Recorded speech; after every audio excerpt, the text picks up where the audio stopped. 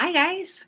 Happy Wednesday. Welcome to our weekly Wednesday wisdom. We're back. So today, let a few of you guys comments in where you're coming in from in the comment box there. Say hi. I want to today talk about effective meetings. Now, this is good for whether you have a job, you don't have a job, whether you're at home, all areas of life. So I want to make sure that we address this, that it's not just if you have a job, okay? So, and we'll start with that. Let's say you guys are looking for a job and you get meetings, coffee chats with people, informational interviews. You still have to be effective with your time, respect your time, and respect other people's time as well, right? Because we're all busy in our own way. I hate that word. If anyone knows a different word for busy, please let me know because I can't come up with one and I don't like the word busy. So we want to make sure that we're being effective with our times. So for example, when you're scheduling an informational interview or a coffee chat with someone that you're looking to get some more information on for a job or a role or an industry, like make sure when you send that meeting invite, that calendar invites, have an agenda. Say, hey, I plan to talk about X, Y, and Z, right? And then when you get on the call, you say, hey, okay, I only have 10 or 15 minutes of your time. I want to respect that. And then you just dive in. Some personalities, guys, we like to chit chat, and others we want to get directly to the point. So make sure you have a happy balance of those two so that everyone is so incredibly just respected, okay? Because time is valuable, right? It's very valuable. So let's use it wisely. So then let's say you are looking for a job and you get an interview. Okay, this is where everyone's like, oh my gosh, I'm so excited I got an interview, right? Okay, then there's a meeting that usually comes with a recruiter, working with a recruiter. So it is your job, and this is where a lot of you struggle. You feel like you're not empowered to ask the questions. You're like, oh, I just have to take this interview because it's something that's I've been wanting and needing and all that stuff because I don't have a job or maybe I'm in a toxic environment or something like that.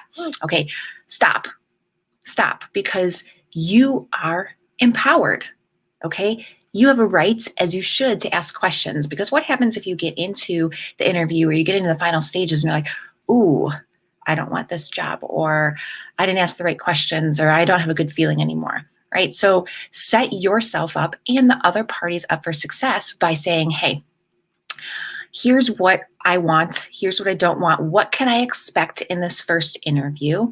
Or, hey, you're just talking with the recruiter, like, hey, what can I expect in this call, this conversation? I want to know so I'm prepared and I can make sure that I'm using time wisely. I have the right questions, those type of things. Okay, does that make sense, guys? And if you want specifics on it, make sure you message me or my team and we'll get those answers to you, okay? Then let's say you ask the right questions, like, yeah, I feel good. I'm moving into an interview. Awesome. Same thing. Ask the hiring manager, the recruiter, okay, what can I expect from this meeting? How long? Who's going to be involved? What are their names? What are their titles? So you're able to plan, right? And then ask them after that interview, what should I expect at the end? When are you going to be calling? And what I always tell people too, and again, you have this right, you are empowered, okay?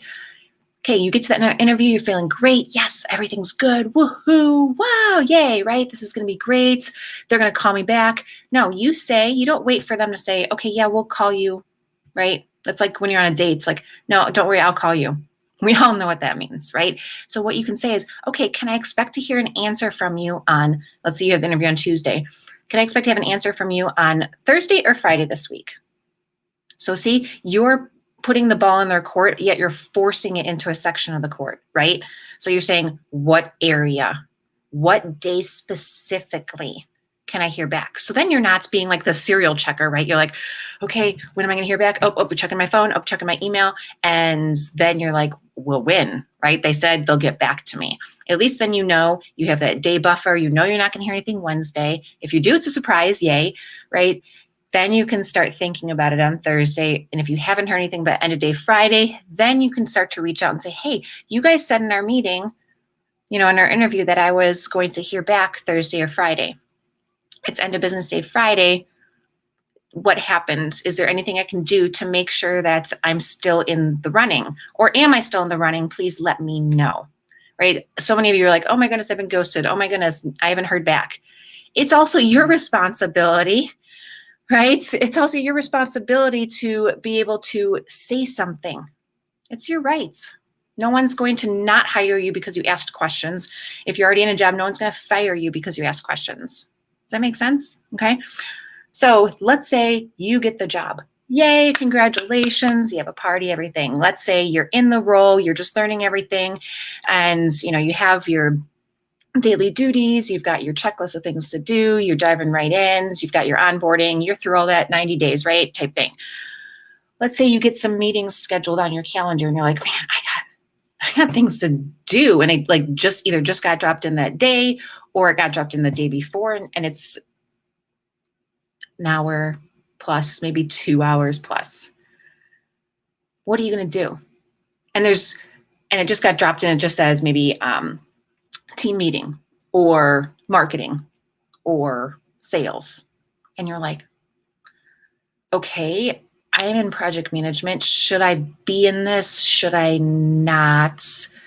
What's the agenda? And why is it taking up most of my day? So again, here's where you guys are empowered. First of all, no one can fire you for asking questions about a meeting. This is what I always recommend, okay? A lot of times management has come from other larger companies or something like that, and they're like, we have to have these long meetings. That's because that's what they're used to. They've been in it their whole career, meetings, okay? So all you have to do is go to that party and say, hey, I saw you dropped this big meeting in. Can I get an agenda? I want to know what to expect. I don't want to just sit there. I want to participate, right? So it's not, right, you're frustrated, but you're also trying to get some information around what's going on. Because if it is of a significant value and you have to be there, you want to be involved, right? You want to be prepared. So we don't take the meeting and drag it out even longer, right? Because you're asking questions that you already could have had answers to if you knew what the agenda was.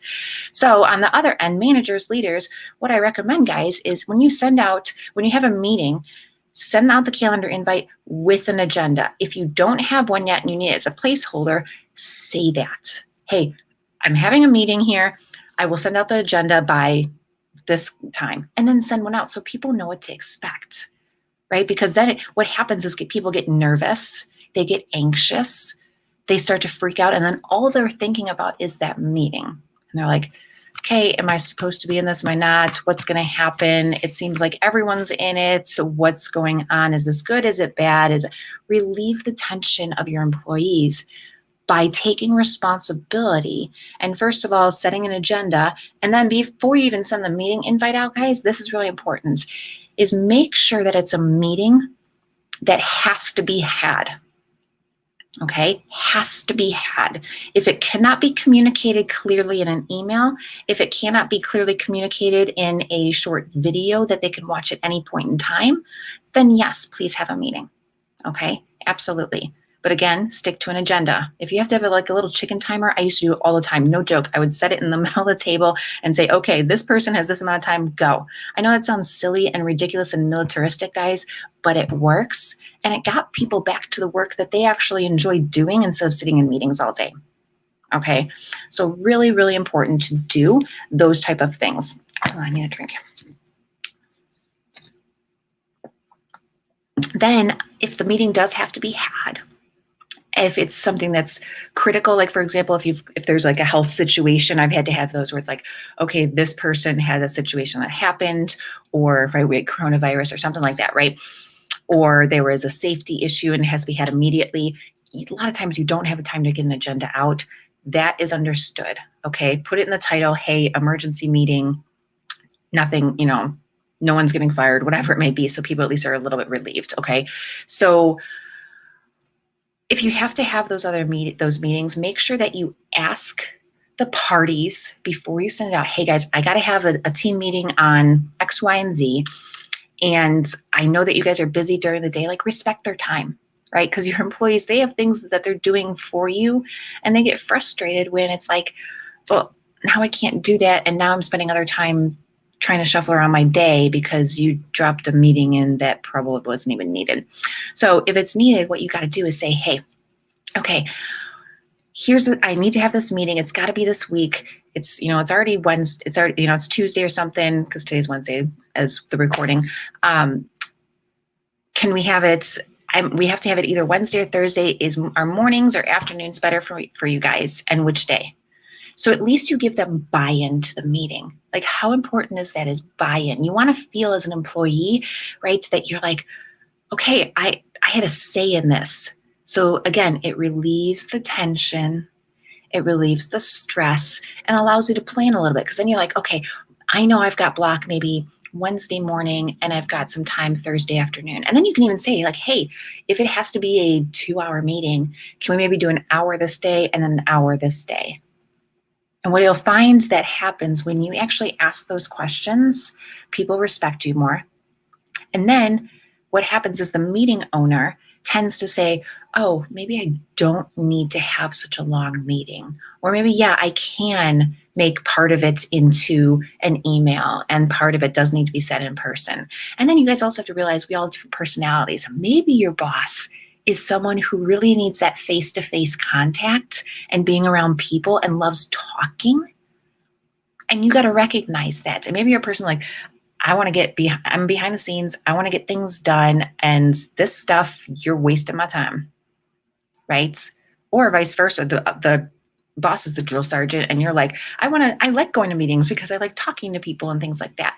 So you have to understand and then speak to them in their language so they understand that and respect you. So let's say you've got the boss who likes to talk a lot, loves having meetings because he or she gets to be around people. Then you say, hey, Billy, I love that you want to be around us and I recognize that and I appreciate you wanting to be involved in our work. But hey, can we maybe, we have a lot to do. Either we release some of the work that we're supposed to be doing, or can we figure out times that are going to work best where it's not like maybe in the middle of our day where it's prime time for us to work. So you see, there's got to be communication. It's not a domineering, the boss says all. You got to come to, and the employees down here, you got to come to a happy medium. You guys have the rights. You are empowered. You are important. You do matter. You just have to recognize, be aware of the situations, approach it strategically, and be kind and nice about it, right? They'll just call up, be like, you just blah, blah, blah, blah, blah, drop something in here, right? You may think that at first, but you have to come at it as an approach because they want to be recognized and heard too. They've got something valuable to say or they think is valuable to say, okay? But if it's disrespecting your time or you feel that it's disrespecting your time, you need to speak up. Okay. And we dive a lot into this in terms of like the personalities and how to speak to each other because it overflows into all areas of our lives a lot in my programs. So reach out to me and I have some little tips and tricks on that too. Reach out to me on that. So guys, as we're going to close out here, I want to respect your time being at 15 minutes here. When you have a meeting, make sure there's an agenda. Make sure you ask questions appropriately. Don't be domineering. And just respect people's time. It's really important to respect people's time, communicate to people, whether you're a boss, whether you're an employee, it is so, and like I said, even when you're at home, right? If you want to have a meeting on budgets, which we all cringe on, right? If you want to have a discussion about something, respect the other person's time. Be like, hey, what's a good time? When is good for you? Because like, for example, I'm a morning person. Other people in my family are not. And so I may come at someone early in the morning and they're not ready for it. They can't mentally handle it. So we have to have a happy medium there, right? So it's really important to do that and to learn those tools, those skills. Those are the skills that are going to make you guys extremely valuable in the workplace, in the community, in your families, in your schools, all of that. All right. So if there's any questions, please reach out to me. And this will be posted up there for a while. Again, let's make sure we're having effective meetings so that we all can work together and be happy campers throughout our days. Bye. Have a good week.